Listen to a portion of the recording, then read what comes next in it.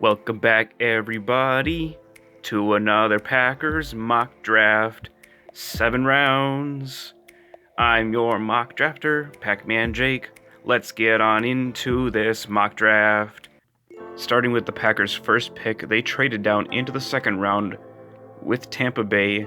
They take their spot at 45 and pick Denzel Mims, the big Baylor wide receiver. Let's just say that Denzel is already a fan favorite. Many see him as a first-round talent because of his impressive Senior Bowl and showing and a good combine. The question remains, is he overhyped because of that, or is he the real deal?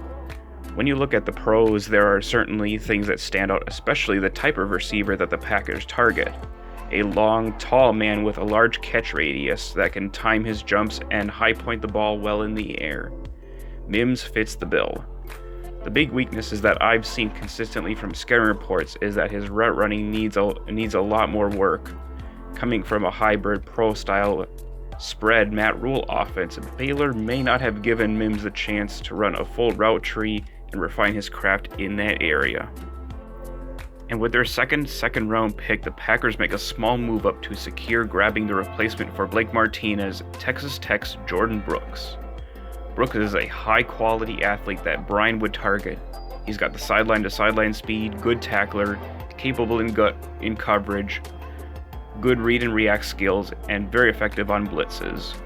While he's capable in coverage, he's not very fluid, so he may need some work there.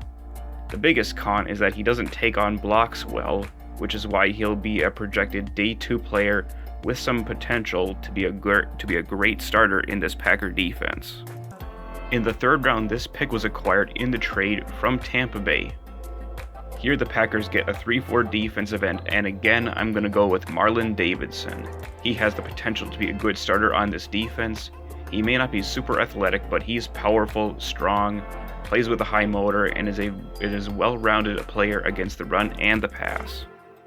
At 94, the Packers address an underrated need at offensive tackle by taking Washington's Trey Adams, who could fall because of injuries, but he has the tools to be a good backup in year 1 and maybe a starter in year 2. I feel like Trey is a sleeper pick in this draft. Coming up in day 3 of the draft, in the 4th round, Green Bay goes back to the defense and gets Pittsburgh's tenacious, scrappy corner Dane Jackson to compete for a starting role in the future.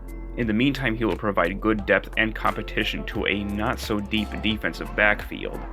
Dane may not have the ideal Packer height desired, but he's a good overall player, has good ball skills, and can play in man and zone coverage.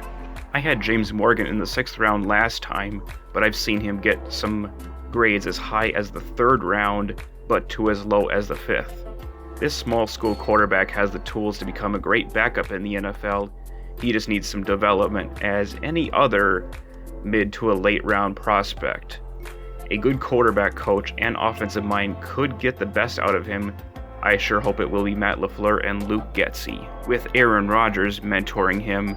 In the 6th round, the Packers have back-to-back picks at 208 and 209. I'll start with this Stanford stud, Casey Toohill, who could provide depth to our outside linebacking core. Kyler Fackrell left via free agency, so it makes sense to fill in his spot here. Casey fits the blend of height, athleticism, and high effort that the Packers look for. At 209, we have a running back. If Cincinnati's Michael Warren is available, I think this would be a good selection. Warren is a downhill north-south runner that the Packers normally go for. In college, Michael was called the truck. This man can truck and plow through defenses, man. He's not just all power, though. He has some finesse moves. He'll make you miss.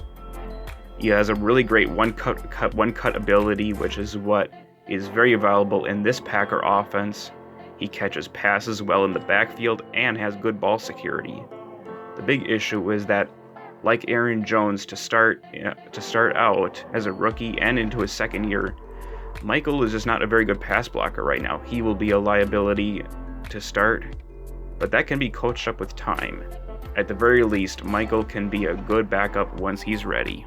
And with the final pick in the 7th round, the Packers take Iowa's all heart and effort strong safety Geno Stone.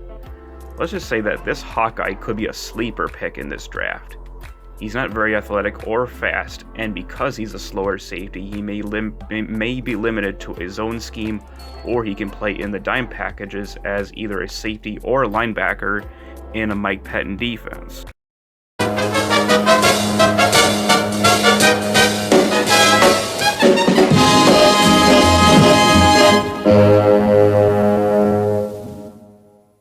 So let me know what you guys think in the comments. I know that things may not really play out like the way they did in my Packers mock, but it's certainly not outside the realm of possibility. Like 2 second rounders, 2 third rounders, maybe I was reaching a little bit. So I mean, but I'm just having some fun with this. A trade down like that could be what could wind up happening. Let's just say that I'm optimistic for the Packers. This could be a very, very good, potentially good draft for the Packers. Let's hope it is, because this team was 1 game away from the Super Bowl, and a slam dunk draft by Brian Gutekunst in the front office could propel this team into the Super Bowl, possibly for 2020, and boy, would I love to see that happen. So I'll catch you guys later. Go Pack, go.